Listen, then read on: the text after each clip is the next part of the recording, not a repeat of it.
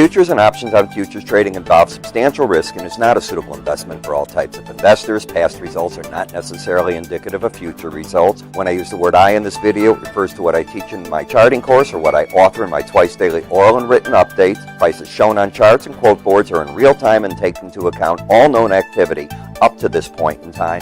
And if you'd like to read more of this disclaimer, simply hit the pause key on your video player.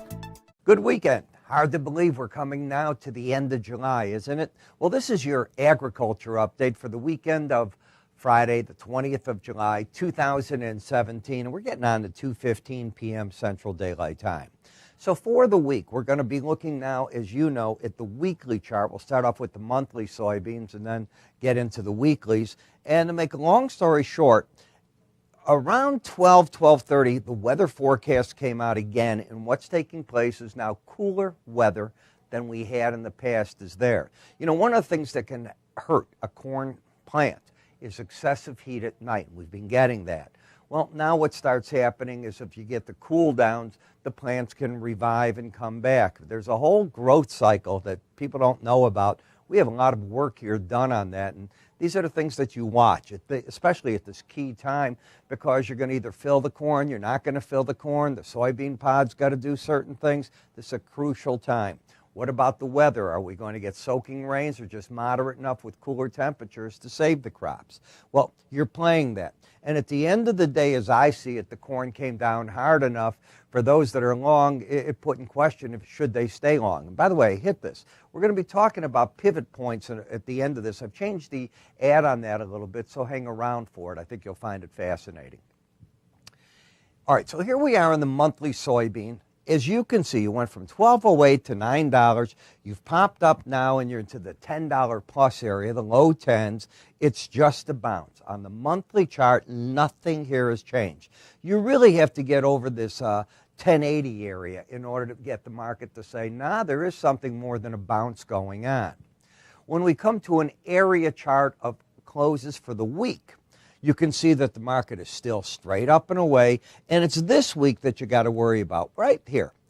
If you took out 985 and a quarter on a closing basis at the end of the week, that would be enough to say this market's got a peak in place. You're not there yet. You're at 10.09, and we got a long way to go until we get to next Friday. On a weekly bar chart, you've got what's called a pause in place. The market for the week had an inside week. It didn't take out the prior week's high or low. When we add to that the swing line, you're still not trending on that swing line. You got a lower low and a higher high. Now, this is the week that can help set that up, what it's going to be, but it doesn't have to. By just not taking out this week's low, you will automatically get higher lows, higher highs. That's the key. So any number under 981 3/4 will hurt that pattern. It's that simple. That's the key to it. I wrote the formula, so I pretty well know what it does. That's going to be the key. If the market elects to set back down, it has two support layers. The 100-week moving average of closes in the green, the 18-week right below it. So it's the 100-week is above the 18, and you can see they come in 965 3/4 to 952 3/4. What's holding this market back at this point are the Bollinger Bands. Now, the black dashed lines represent the bands. And remember, this is an algorithm designed to keep the market trading within it 95% of the time. Now, when you get out of it, and you're out of it now this week, that means that the odds favorite's going to pull back into it next week. It doesn't have to. I've seen it where it can stay out 5 weeks in a row of it. But I'm giving you what the high percentages are. So the odds favor this market's going to be under some pressure to stay under that band, which is 1009. Let's make sure that I gave you the right number, which is 1003 on that band. You closed at the 1009 level. When you take a look at the slow stochastic momentum oscillator, you're overbought. You've entered overbought status with readings of 75 and 56. Any number over 70 is overbought.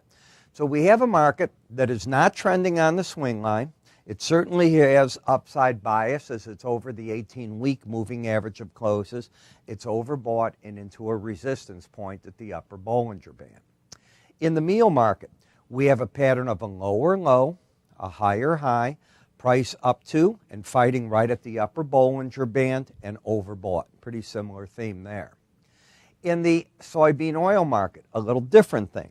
You have an uptrend. You have higher lows, you have higher highs. This market is now riding 3 weeks in a row. It just either hits, closes above or under that upper Bollinger Band. It's got upside momentum that is overbought, and it's got upside bias. This is a stronger chart than the other charts. In the corn market, corn backed off today right into and close to this 18-week moving average of closes, as you can see. So we got up to the upper Bollinger Band, thrown back down towards that number, just missed it by 2 cents. You don't have a charting pattern. You have a lower low and a higher high, and you're basically drifting sideways there and in momentum. This market's not doing an awful lot. The market that had been very bullish, and it all came about because of Minneapolis wheat losing so much of the crop, especially the protein content due to weather, has been the wheat. Now, Chicago wheat is not Minneapolis wheat. Chicago wheat, a different protein count. And what this market's had is a trend that is up with higher highs. If you take out 494 3/4, today's low is 495, you will change the pattern on this chart to one where the swing line turns bearish. It will then have lower highs and a lower low. It will be over the 18-week moving average of closes, which is right here, so support would be there. And you'll be getting, and have gotten, in fact, a bullish crossover where the 18-week average is going to finish over the 100. So you got one piece that's bullish. You got another piece that hasn't gotten under that 95. If it doesn't, it stays in good bullish territory, and you'll say, well, it's running the upper Bollinger Band. The negative on the chart is momentum is starting to put down. So did this chart have its day in the sun? Facetious, of course, but that is the question. We have to find that out.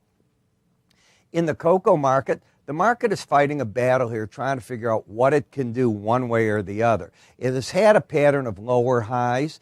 All of a sudden, with the move today, or this week actually, up to over 1943, I can argue that the market's trying to establish an upward trend. Now, if we look at this low of 1780, and I wanted to show you that, let's go to the prior low, this one. That low, 1769. So while my chart action was down right through there, I wanted to leave this one and show you how I come about it. Now that the market's gotten over this high, and that high right there was 1943, I now have a pattern where I have higher highs and I will have higher lows. The trend is up. Momentum is turned up. The bias is up because you closed over the 18-week moving average of closes. The risk in the trade is not to get back under 1780, and the objective is to get to the upper Bollinger Band. In the sugar market, in this chart, you have the trend line up. You've got higher lows, higher highs. Momentum is pointing up. You lost an embedded reading, then that is when both the K and the D lines were going sideways under 20. That was lost on July 7th. Today we are at the 14th there, and now we're at the 21st, and the market is working its way up to the 18-day average, its overall objective, and then it's what I call neutral. We'll see what happens. In the coffee market, trendless. You've got a higher high, a lower low, momentum up into the moving averages. If it extends, it might go to the upper Bollinger Band, but it's what I call an ugly chart, not a good chart pattern there at all. Now, the cotton market's at battleground, and what do I mean by that? You've had lower highs, lower lows, bearish. The market was under the lower Bollinger Band last week. It's moved to the right-hand side of it. That's fine. It is oversold, and momentum is still down. So it's fighting a battle for support against the 100-week moving average and the lower Bollinger Band, but there's nothing bullish on the chart is the problem. In the cattle market, we get a cattle on feed report today. That comes out at 2 o'clock, so that's going to set the tone of the market. Going into it, the trend is down. Lower highs, lower lows, momentum is down. The market has hit its objective already. It's bounced away from it. A hard market to trade, being that it's oversold going into the report. In the lean hog market, the last break low on this market was 80.45, and you broke through that this week, getting the 79.90. So We had an uptrend, and I kept those there. What do you do when you're going to get this number that took out that one? You're going to take one of these arrows, point it to the downside. What about momentum? The momentum, if it goes down on Sunday night, you've lost that. The odds favor a challenge coming of the 18-week moving average of closes. So you put it all together, and that's what I see. And I like to show you how these things vary from time to time, just so you get an idea of how to play around with them and how I move the numbers. Now, another thing I like to teach are one of the techniques for those of you that like in and out trading, and they're called pivot points. Now, let me explain what it is. There's a formula of using the previous day's high, low, and close. You add them up, and then you're going to start from there dividing and adding and subtracting numbers. You're going to get a series of sell numbers and buy numbers. Think of the white line as neutral. You get a sell number. The idea is to fall back to that number. You get another sell number. If it keeps going higher, you might want to come and cover part of your position there. It's the flip-flop doing the buying. I explain all this in a couple of videos for you. It's a definite look-see. And you know what I use it a lot for? Entry points on markets. I'm bullish or I'm bearish, and I'm looking and saying, gee, it may not hit that point. What are the pivots showing me? There's another way I'm looking at the market. So how do you get this? Because they are two videos.